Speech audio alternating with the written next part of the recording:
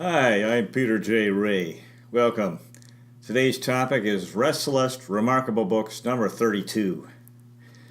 The first book today is Pirates Past Noon by Mary Pope Osborne, 1994. It's another children's book. These two characters, Jack and Annie, travel back in time to the time of the pirates, presumably the Pirates of the Caribbean from the European pirates. And they have a dangerous encounter with Captain Bones, and later meet the sister of King Arthur. So this is a fine adventure story for children.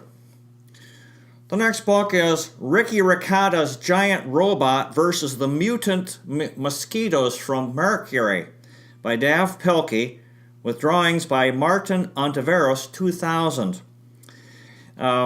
This has some good education here. Mercury apparently gets to be 800 degrees during the day. It's just extremely hot. And at night, minus 300 degrees. So just imagine 1100 degree temperature fluctuations on Mars. On Mercury.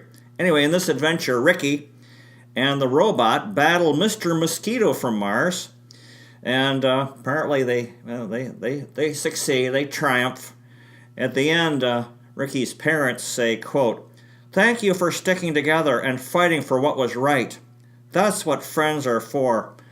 So after saving the world, Ricky enjoys grilled cheese and chocolate milk. Nice, very nice book for younger children. The next book is The Littles and the Big Storm by John Peterson, with pictures by Roberta Carter Clark, 1979. There are a number of Littles books which have these small people, characters, and this was the first one that I read. In the story, while the bigs are away, the bigs are like the big people in this house, and the Littles, I think, live there secretly. Anyway, while the bigs are away, the Littles fix the roof and the basement pump because there's a big storm. So characters are little people. It's very entertaining. Kind of reminded me of Honey, I Shrunk the Kids, that movie, if you've seen that. The next book is From the Mixed-Up Files of Mrs. Basil E. Frankweiler by E. L. Konigsberg, 1967. I think this is a highly recommended children's book, famous. It may have won the Newbery Award, and I really loved it. It's an outstanding book. I read it out loud to our son, Tim. In the story, two kids, Claudia and Jamie, run away from home and secretly stay at the Metropolitan Museum of Art in New York City. They have an adventure with the statue of an angel, and I was wondering if Michelangelo had sculpted it. So this is a fine story where these kids have an adventure in the art museum in New York City. Wonderful. The next book is My Alien Parents by R.L. Stine, 2000, or as we like to call him, Bob Stein. The R is for Robert. This R.L. Stine wrote hundreds of children's books, and this is a quick read. His books are interesting because every chapter leaves you hanging, so you feel like going on to the next chapter. Before you know it, you've read the whole book. In the story, the bodies of Rob, now Rob's the main character, a boy, the bodies of Rob's parents have been taken over by aliens. Rob is suspicious because they're acting so strangely. So it's a fine children's book. The next book is Stanley and the Magic Lamp by Jeff Brown, with pictures by Steve Bjorkman, 1983. Very good book. In this story, a genie helps Stanley to fly, his brother to become strong, his mother to become famous, and his father to become great at tennis. In the end, they reverse their wishes and wish freedom for the genie. And their wishes had brought a lot of trouble. It's funny that very often the things we want aren't good for us. That's the thing I love about children's books. They teach morality, right and wrong. And anyway, the next book is Snoopy in Disguise by Charles M. Schultz and Gordon Volk, 1991. It's a short book. The character Woodstock, who is one of these birds, he's a bird who's friends with Snoopy, he's having a nest warming party, and Snoopy has no idea what to wear. Everyone's the beloved cartoon dog Snoopy that everyone loves. The next book is The Beast in Ms. Rooney's Room by Patricia Riley Giff, with pictures by Blanche Sims, 1984. Yeah, this is a story about a boy who fails a grade, which is one of the most traumatic things that can happen to a child, because your classmates and friends move on to the next grade and you stay, and then you're with these younger children. I'm sure it's very demoralizing. He gets picked on and has his struggles, but things work out in the end. So this would provide hope for children who go through that very tough experience. The next book is Mummies in the Morning by Mary Pope Osborne, 1993. In this book, the characters Jack and Annie time travel to ancient Egypt and enter a pyramid led by a cat and meet a mummy who needs their help. So this is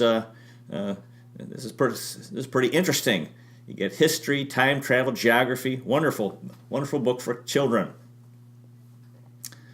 The next book is The Funny Mysteries Jurassic Doug by Kim Ostrow, 2001. So this character, his name is Doug Funny. He's a Sherlock Holmes type, and he has mysteries to solve, which he does while having a lot of laughs along the way. So good comedy and adventure and mystery all rolled into one. Fine children's book. The next book is Cat Wings by Ursula K. Le Guin, 1988. This is a wonderful book, very short, very touching. The story of 4 cats that have wings, who fly away from the big bad city. I think they were street cats. These street cats have a tough time. They're out roaming around trying to get something to eat. Anyway, these cats it's kind of a fantasy. They have wings. They fly away to the country where 2 children, Susan and Hank, befriend and feed them. And then there's this quote: their wings are furry, and then their hands are kind. So this is a nice story of cats, kind of a fantasy cats, and a happy ending, and finding people, 2 children to take care of them, since they were having trouble in the city. The next book is Making Friends with Frankenstein, a book of monstrous poems and pictures by Colin McNaughton, 1994. Very funny book. There's this quote: "When I am feeling lonely, for Igor I will send. We'll go to my laboratory and we will make a friend." So, of course, Frankenstein is one of the most famous characters in horror genre. I remember as a boy I was very interested in Frankenstein. So this gets into that very iconic character from literature. The next book is Make $4 Million by Next Thursday by Stephen Maynes, 1991. This is a very good book. Similar to Be a Perfect Person in Just 3 Days. I think it's the same author. This character, Jason Nozzle, realizes that being rich is not important. And this is, this thing that kind of hypnotizes people, obsesses people, the desire for wealth. And so, again, this is good morality, teaching what's important is character, not losing all or forsaying all in a mad pursuit of wealth. The next book is Frankenstein Moved In on the Fourth Floor by Elizabeth Levy, pictures by Mordecai Gerstein, 1979. This is a great book. Mr. Frank moves into the apartment building, and 2 boys, brothers Sam and Robert, are convinced that he is Frankenstein. So there's plenty of suspense in this book. Again, the Frankenstein theme, which is always popular with children. The next book is Captain Underpants and the Big Bad Battle of the Bionic Booger Boy, Part 2, The Revenge of the Ridiculous Robo-Boogers, the 7th epic novel by Dav Pilkey, 2003. This is an outstanding book. More Captain Underpants, the 7th. One of our students in good friend Billy Kopelman donated this book to Resalest. George and Harold, the main characters in these books, and the good captain, that's their principal, who is hypnotized, becomes Captain Underpants. They battle the Robo-Boogers and Melvin Sneedley and emerge triumphant.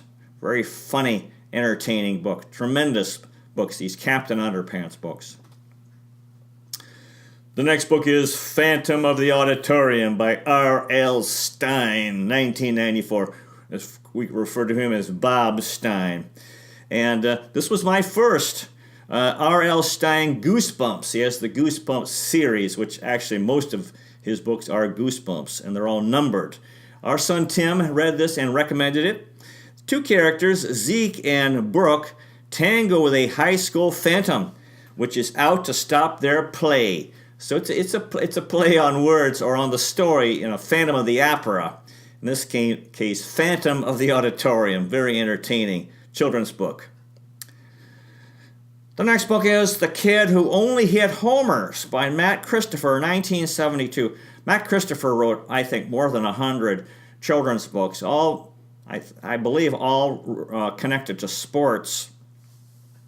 In this book, the first Matt Christopher book that I read, this character, his name is Sylvester, and he's terrible at baseball. Reminds me of myself, and of course he has this almost universal in the U.S.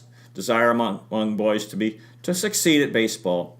And then turns out that the ghost of Babe Ruth, the greatest baseball player of all time, he comes and helps him. And eventually he becomes, or with Babe Ruth's help, he becomes a guy who either hits home runs or walks every time at bat when he's in these youth baseball games. And however, Babe Ruth also guides him, and with Babe's guidance, Sylvester turns down fame. Babe leaves, and Syl, I call him Syl, becomes a good regular player. Of course, I think Babe Ruth was warning him of the pitfalls of fame. He could be a great, tremendous player. And of course, he achieved maturity at a young age. He kind of forsook fame and fortune just for a regular good life, just to be a good regular player. We don't have to be stars. We can just be a 250, 270 hitter, put the ball in play. The next book is Harry Houdini, Master of Magic by Robert Krask, 1973. I believe this is another children's book. Harry Houdini was one of my childhood heroes, and he died at age 52. Very tragic. And he was born into a very poor family, and he struggled for many years before he made it big, and he worked very, very hard. Of course, Houdini was such a unique man, and he came up with these. He was the master of escape. I know at one point they had him tied up. He was had chains around him and all tied up. Put him in a safe that was locked, and put chains around that, and threw the whole thing in New York City harbor. And he got out. He was always doing these escapes or something. I know my grandmother saw him in Regina, Saskatchewan, Canada, I think walking on a high wire. Real daredevil. And he became extremely famous in the early part of the 20th century. The next book is A Fine White Dust by Cynthia Rylant, 1986. This book won the Newbery Award, and it's tremendous. This character, he's a young guy named Pete. I think he's 12, 13, 14, something like that. And a traveling minister comes, they call him this preacher man, a traveling Christian speaker came to his town, and Pete wanted to go away with him, and leave and go off on the crusade of this fellow. So he was ready to leave everything behind, and he's going to do it. He had a great thirst for God and a spiritual life. The thing is, this preacher man was a false prophet. He actually left without. He sort of led this young boy on that he could, for whatever reason, And anyway, it's a good story, about disappointment and about spirituality and Christianity and so forth. The next book is The $1 Million Shot by Dan Gutman, 1997. I read this out loud at Resalest to the students It's an outstanding book. The character Eddie Ball is about maybe 12 years old. He wins a chance at $1 million if he can shoot a foul shot at halftime of an NBA Finals game. It says here a foul shot. Oh, that's not too hard.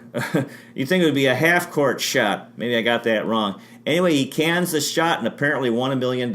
So, I had a friend of mine, Bob Kinsey, he got a chance to put up a half-court shot at a Cavs game at the old Coliseum. I don't know what the prize was, but he threw it over, had too much strength, and went over the top of the backboard, and the crowd booed him. It's a good story. The next book is The Stolen Trophy, Wishbone Mysteries by Michael Jan Friedman, 1998. Our son Tim read this first, and he highly recommended it, and it's a great book. This is a whodunit about a stolen trophy. You know, these trophies that children win for sports achievements. There's a dog named Wishbone who helps this boy to solve the crime. The boy's named Timmy. It turns out Timmy stole his own trophy trying to make new friends. So it's a funny story. Finally figured out that he was the one, apparently somehow had misplaced it perhaps. The next book is Sideways Stories from Wayside School by Louis Sachar, 1978. This is a great book. Another book our son Tim enjoyed. It's very silly, and it's very good for reading out loud to children. Strange happenings in this school. Very, very funny, interesting thing. Funny things happening in this school. Wayside School. The next book is Children at Risk by Dr. James Dobson and Gary L. Bauer, 1990. Yeah, this is not a children's book. It's about children who might get in trouble. Like the title suggests, Children at Risk. And the author, James Dobson, is a conservative, and he's thinking about the America's moral and spiritual crisis. And he has ideas, and I have to agree with him. All these problems that we have are related to spiritual poverty, and the answer to all our problems will be solved through God contact if we make the effort. And of course, many people today are fed up with religion. They don't want, maybe because of bad experiences. It's unfortunate. If you can find a good spiritual path that helps you, it's going to help you to you to stay out of trouble, and definitely help your kids to stay out of trouble. The next book is A Year Down Yonder by Richard Peck, 2000. I read this out loud to our son Tim. It's the sequel to the Newbery winner A Long Way from Chicago. Now, the narrator moves to a small town during the Depression, and he finds life interesting with Grandma, a character if there ever was one. So I think, this fellow, he's a boy. The character moved from the city to a small town, and probably at the beginning was like, oh boy, this is going to be boring as heck, but ends up having a good time, and he has an interesting grandmother, and it sort of promotes the lifestyle of small towns in America, way back when. The next book is Blubber by Judy Blume, 1974. This is a tremendous book. It's highly recommended book based on the back cover. It explores the issue of children being cruel to children. And, of course, the issue of weight. Children who are overweight and children being cruel to other children. This is a lifelong lesson that we have to stop being cruel. There is a lot of cruelty in the world, and we have to stop doing it. We have to be kind to each other. It's such a simple thing. And you see children often can be very cruel to each other. And they do learn it from adults, but they also carry it from past lives, so it's not that simple. But certainly adults need to be better examples. That's when things are going to change in this world, when adults are better examples for children to follow, because human beings are imitative by nature. The next book is Shades of Grey by Carolyn Reeder, 1989. This is a wonderful book. It's a children's book set just after the Civil War in Virginia. Will Page is this character, and he lost his whole family in the war. A lot of times, of course, a lot of the men were killed or died in the war, and then there's a lot of disease, and Anyway, his entire family was gone. Maybe his older siblings and his father. Maybe his mom got sick. Anyway, he goes to live with his uncle, who had refused to fight in the war. So obviously Will was very bitter and angry at this uncle. He felt he was a coward. But he learns to understand and forgive. It's a powerful story. Well, in Virginia, maybe his uncle didn't believe in the Confederacy, and didn't believe in what they were doing, breaking away from the U.S. and really trying to extend slavery. So anyway, this is a wonderful historical novel for children. The next book is Escalante, The Best Teacher in America by J. Matthews, 1988. This is a tremendous book. This is a book for adults. It's not a children's book. And if you've seen the movie Stand and Deliver, the movie's based on this book and the story of Jaime Escalante, true story, who was from Bolivia in South America, and he immigrated to the United States and became a teacher. He was a high school math teacher in the public schools in Los Angeles. And he learned in California, and he learned to motivate these kids from low-income families. A lot of them were Hispanics. And it's very inspiring if you're a teacher. Of course, he was a poor teacher. He came from a poor family, from a poor country, working with poor kids in a rich country. And I contrasted myself. Came from a rich family in a rich country, working with rich kids in a poor country. Anyway, Escalante, he was really dynamic, and of course he knew math inside and out, which really helps. And he was entertaining, and he was also, letting these kids know, like, hey, what do you want out of life? Do you want a good job, or everybody has to work? Do you want a low-paying job? Because if you're a lousy student, that's a good chance that'll happen. So he was really, trying to inspire them to study in school, to do well. And he really had tremendous success. He was against sports, actually, because he thought kids were focusing so much on that, and you really can't, very few kids can become professionals, a very, very tiny number. And I felt this book helped me become a better teacher. He had this tremendous success with these kids, getting them to work hard in school and take these achievement tests or advanced placement tests and get college credit in high school. In calculus, which is a very, very tough class. It's the toughest math class. And he had these Hispanic American kids from low-income families succeeding in calculus because he was such a strong spirit and really motivated them. Tremendous book. The next book is The Broadway Ballplayers, Friday Nights by Molly, by Maureen Holohan, 1998. It's a tremendous book. It's a true story of teenage girls, not sure where this was, playing basketball, loving sports, and playing hard. And I wrote to myself that I would read this out loud to the students because I wanted to inspire Resalest girls to get into sports. And I believe that sports are good for girls as well. I didn't have much luck over the years with that because, you really need to separate girls, and very often we'd put the boys and girls together, and that probably wasn't a good idea, but I was the only one teaching PE. Anyway, I do think it's fun. If you can, sports very often becomes competitive, which I think then it becomes problematic, but it's just fun to run around and physical play, physical movement for exercise and for enjoyment. The next book is Little Big League by Ronald Kidd, 1994. This is a tremendous book. I read it out loud to our son, Tim. It's based on the movie. An 11-year-old boy named Billy Haywood becomes the owner and then manager of the Minnesota Twins with predictably hilarious results. So it's a funny book. Good story.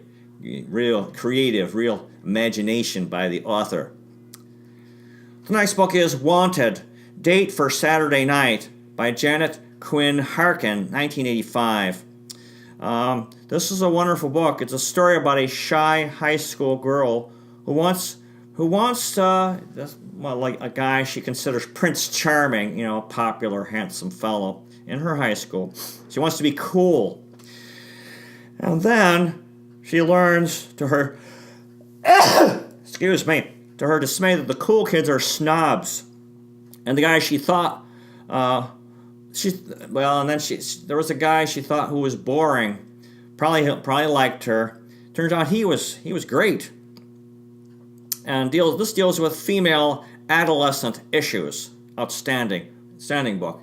And yeah, I guess this guy that she didn't pay much attention to thought, oh, this guy's boring, and probably liked her, and she thought, oh, this is a good guy. This is the real. She became interested because when we're young and different times of life, we can ignore character, and that's what's important is character. Not physical beauty or being physically handsome.